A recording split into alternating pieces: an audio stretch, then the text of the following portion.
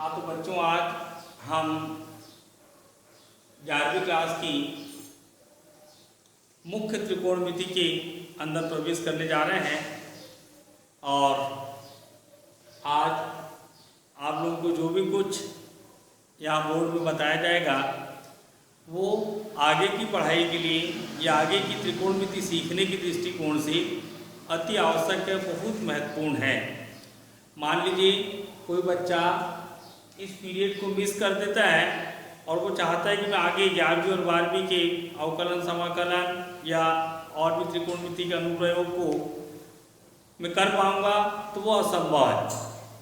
लेकिन यदि ये चीज चतुर्थांशी कोण के संबंध में आज आप लोगों को बताया जा रहा है, यदि बच्चे ने इसे बहुत अच्छे से अपने जहन में, मनोमस्तिष्क में बिठा लिया है, तो फिर आगे उसके लिए पूरी त्रिकोणमिति बहुत आसान है और बहुत ही उसके लिए वो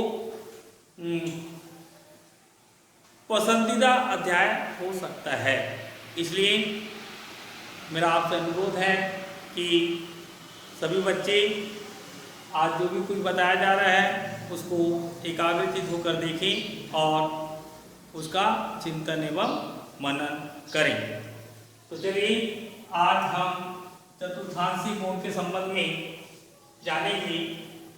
ये मैंने सबसे पहले एक आड़ी रेखा खींचा जिसको ज्यामिति की भाषा में हम एक्स अक्ष के नाम से जानते हैं।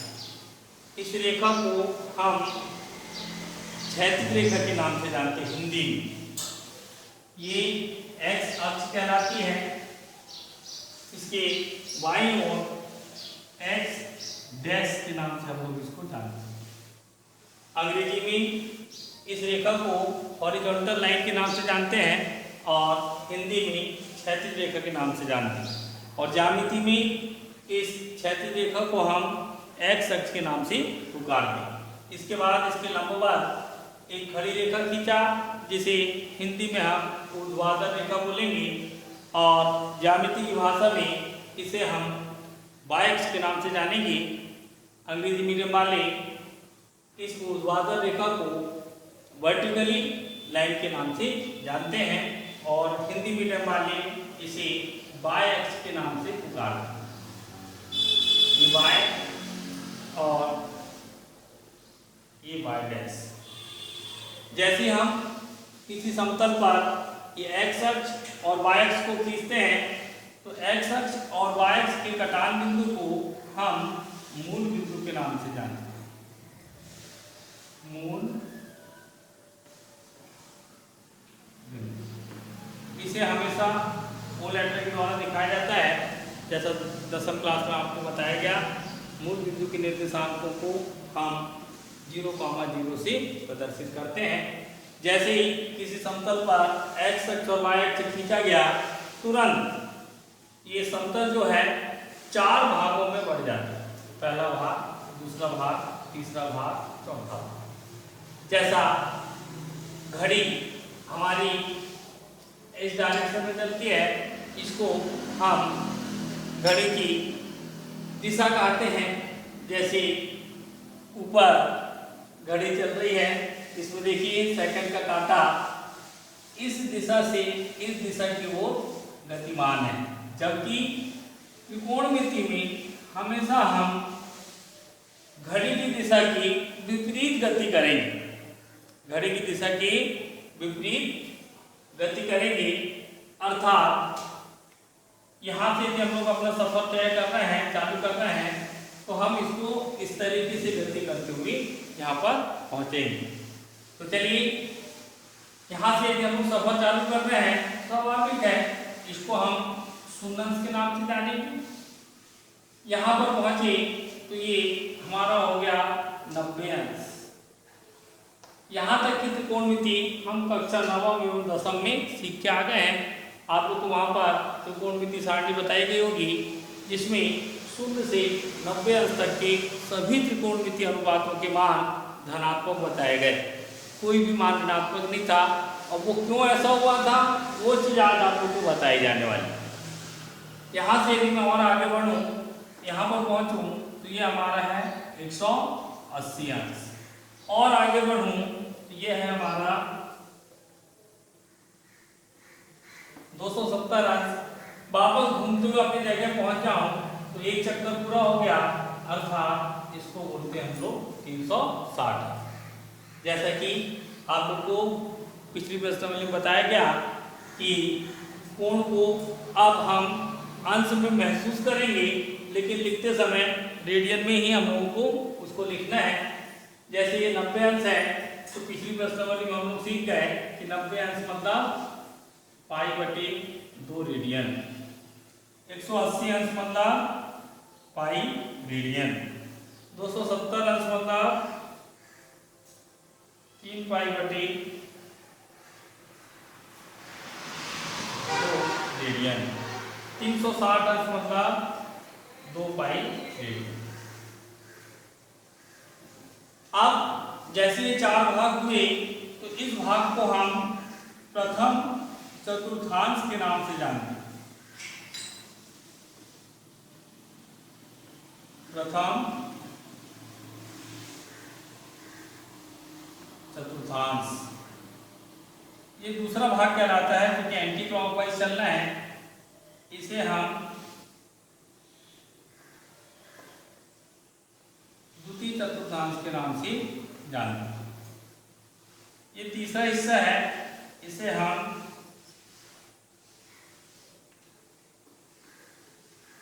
तृतीय चतुर्थांश के नाम से जानते हैं। और ये चौथा हिस्सा है, ये हमारा चतुर्थ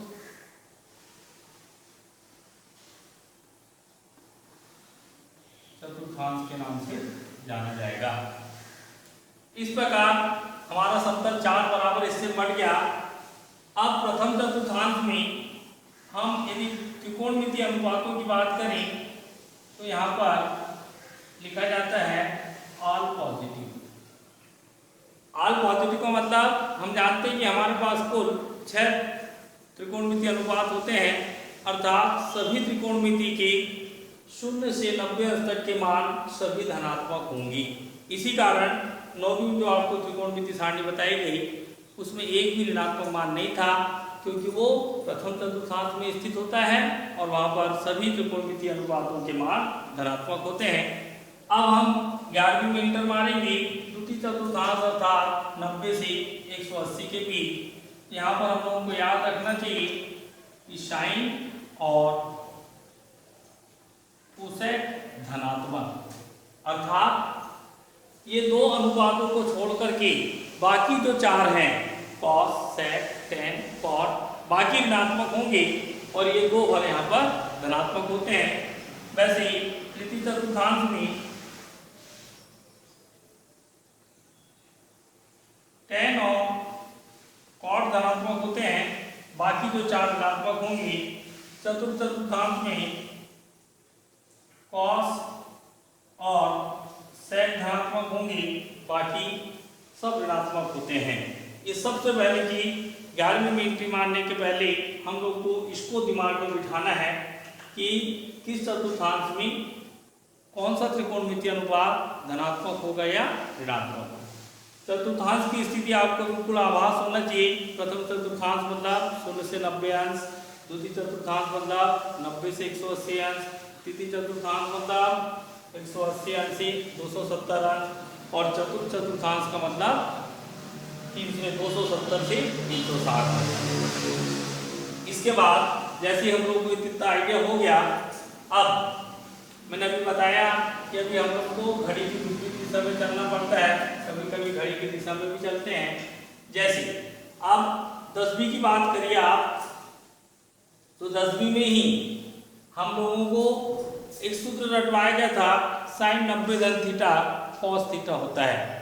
अब 90 ऋण थीटा कॉस थीटा होता है, तो वो क्यों, क्योंकि 10वीं में हम लोग को रटवा दिया गया था, वो अब आप यहाँ पे सूत्र बनाना सीखेंगे। अब सबसे महत्वपूर्ण बात यहाँ पे याद रखिए,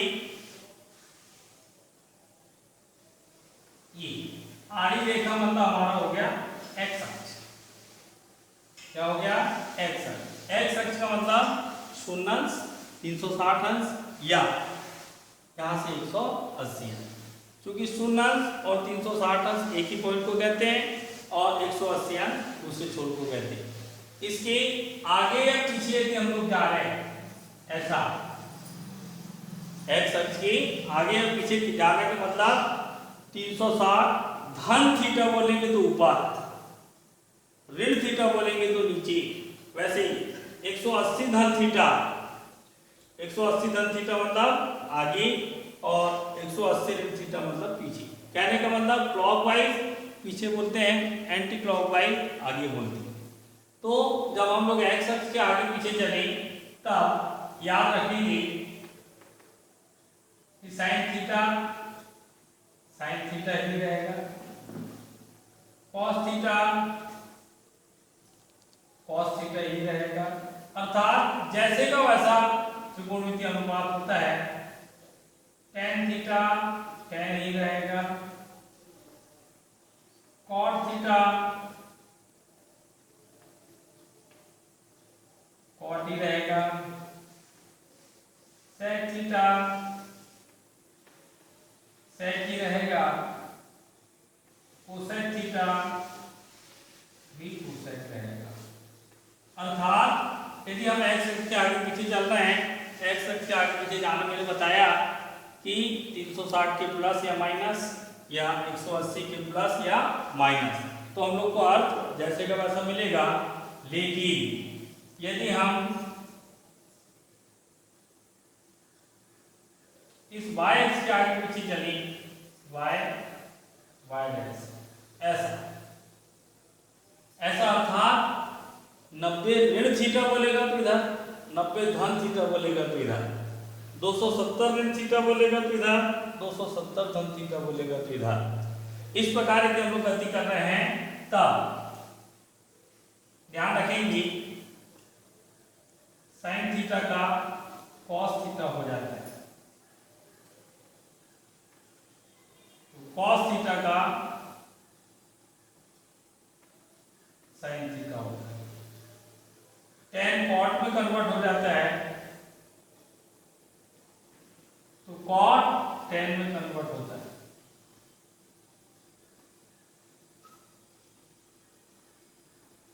वैसे सेक कोसेक में चला जाता है और कोसेक थीटा जो है ऑटोमेटिक सेक थीटा में कन्वर्ट होता है। ये सबसे महत्वपूर्ण चीज एक प्रकार की बोल लीजिए आप, त्रिकोणमिति चतुर्थांश की मास्टर की है ये, इसको विशेषकर दिमाग में रखेंगे। और यदि इतना सा हमने दिमाग में बिठा लिया तो देखिए मैं सूत्र को कुछ बना करके दिखाता हूँ। जैसे हम लोग को साइन 90 ऋण थीटा 10th क्लास में रख दिया हम लोग ने कॉस थीटा, तो कैसे बनेगा उस चीज को ध्यान दीजिए। साइन 90 ऋण थीटा, ये 90 पे पहुंचा अर्थात बाय अक्ष, अर्थात ये नियम। ऋण थीटा मतलब इधर, अर्थात कौन से चतुर्थांश में गया, प्रथम में गया। तो सबसे पहले तो देखिए बाय अक्ष के आप आगे पीछे चल रहे हैं तो साइन काय में कन्वर्ट हो जाएगा कॉस, और यहाँ पर चिन्ह देख लेंगे सभी धनात्मक, अर्थात धन लगाते नहीं। देखिए सूत्र बन गया 90 ऋण थीटा का कॉस थीटा। इस प्रकार हम घर में बहुत सारे सूत्र बना सकते हैं, जैसे एक एक सूत्र बना करके दिखाना चाहिए। फर्स्ट,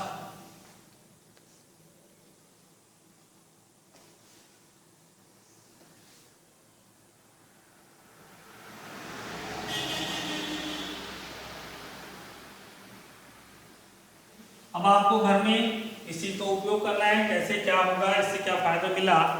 अब हमको याद नहीं करना सूत्र वगैरह, सिर्फ इस चतुर्थांश को दिमाग में रखना है। और देखिए पहला सूत्र, पहला टाइप का साइन माइनस थीटा।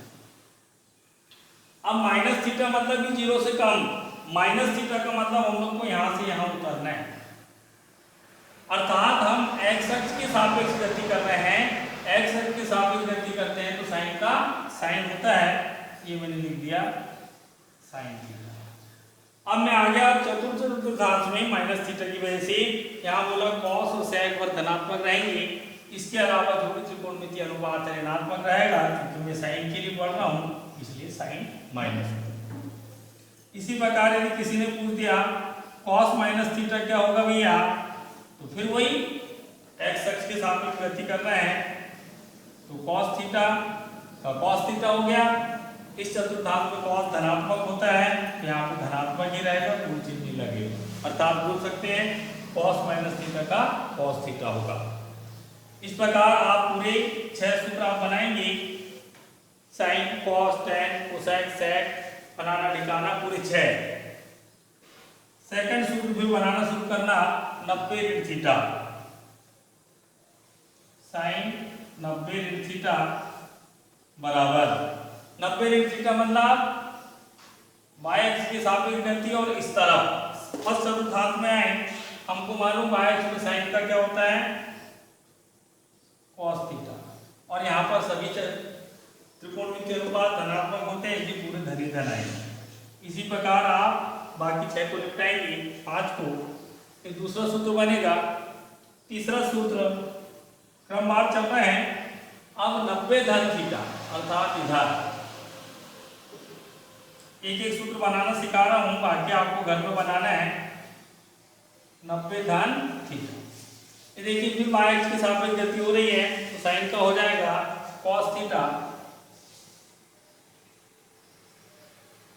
और हम जो पहुंच रहे हैं द्वितीय चतुर्थांश में, द्वितीय चतुर्थांश साइन और कोसेक धनात्मक, तो साइन का सूत्र बन रहा है तो धनात्मक ही रहेगा।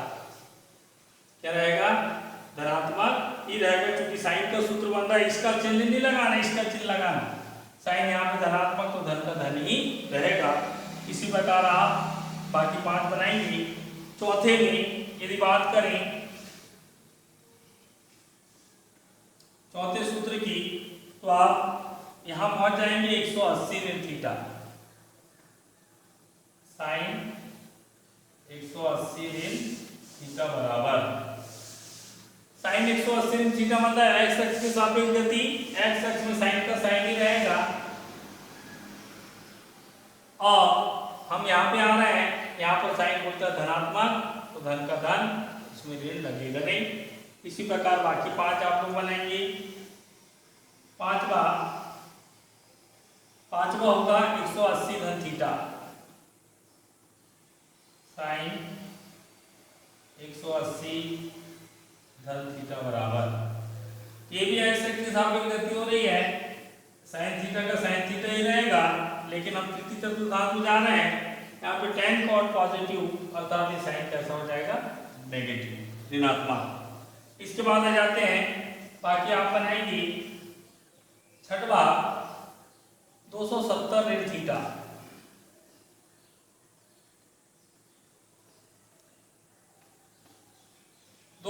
ऋण थीटा मतलब x के सापेक्ष गति हो रही है, साइन का होगा cos, और हम तृतीय चतुर्थांश में यहाँ पे tan cot पॉजिटिव मतलब साइन ऋणात्मक। बाकी इसी प्रकार से आप बाकी बनाएंगे। इसके बाद पहला, दूसरा, तीसरा, चौथा, पांचवा, छठा, और मैं पहुंच गया 7वें में, अर्थात पहला 270 धन थीटा,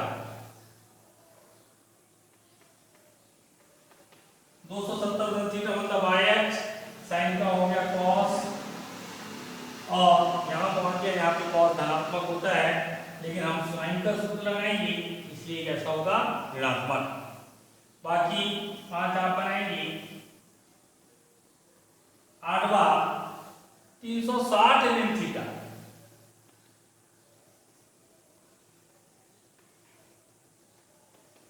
मतलब एक्स अक्ष मतलब साइन का साइन, 360 ऋण थीटा मतलब मैं यहाँ हूं, साइन यहाँ पर ऋणात्मक होता है ऋण। इसी प्रकार 5 आप लोग बनाएंगे, और आज का आखिरी 9वां 360 धन थीटा,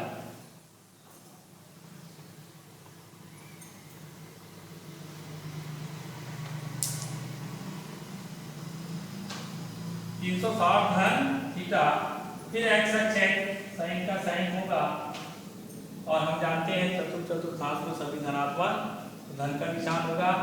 इस प्रकार अगले 5 आप लोग बनाएंगे इस प्रकार 1 2 3 4 5 6 7 8 9 6 ये 54 सूत्र आपके तैयार होंगे।